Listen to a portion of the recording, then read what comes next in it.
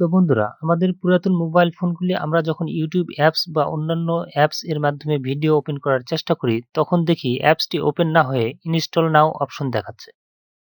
আর এখান থেকে install now option A click করার পরে গুগল প্লে স্টোর আমাকে কোনো ইনস্টল অপশন দেখাচ্ছে না, বরং আমাকে দেখাচ্ছে your device is not compatible with this version. কারণ অ্যান্ড্রয়েড ভার্সন 5.0 এর নিচের ভার্সনের যে মোবাইলগুলি ছিল, সেই মোবাইলগুলি এখন গুগল প্লে স্টোর থেকে কোনো অ্যাপস আপডেট করার অনুমতি দেওয়া হচ্ছে না। এ সমস্যার সমাধানের জন্য এমন একটি ট্রিক্স বলতে চলেছি যা সকল ডিভাইসের জন্য কাজ করবে। এই ভিডিওটি যদি আপনার কোনো উপকারে আসে তাহলে চ্যানেলটি সাবস্ক্রাইব করে পাশে থাকা বেল বাটনটি চেপে দিন, যাতে করে নতুন ভিডিও আপলোড দেওয়ার সঙ্গে সঙ্গে প্রথম নোটিফিকেশন আপনার নিকটে পৌঁছে যায়। তো চলুন শুরু করা যাক।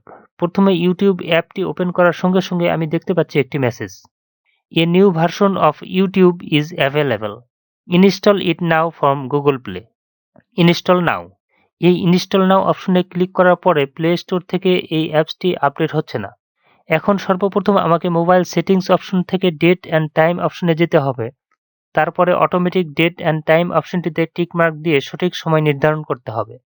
তারপর সব কেটে দিয়ে গুগল ক্রোমে গিয়ে m.youtube.com লিখে সার্চ দিতে হবে। তারপর আমার সামনে ইউটিউবের ভিডিওগুলি ভেসে উঠেছে। এখন এই ইউটিউবকে আমার হোম স্ক্রিনে নিয়ে আসার জন্য 3 ডট লাইনে ক্লিক করতে হবে। তারপর অপশনগুলি হতে অ্যাড টু হোম স্ক্রিনে ক্লিক করে নতুন নাম লিখে অ্যাড এ ক্লিক করতে হবে। বাস, কাজ শেষ। এখন আপনি দেখতে পাচ্ছেন আমার হোম স্ক্রিনে ইউটিউব অ্যাপসের মতো একটি শর্টকাট অপশন ক্রিয়েট হয়েছে। এখানে ক্লিক করে আমি ডাইরেক্ট ইউটিউবে ঢুকতে পারছি। এই ছিল আজকের ভিডিও। এর পরবর্তী ভিডিওতে আমি আলোচনা করব ইউটিউব চ্যানেলের ভিডিও আপলোড দেওয়ার সঠিক নিয়ম।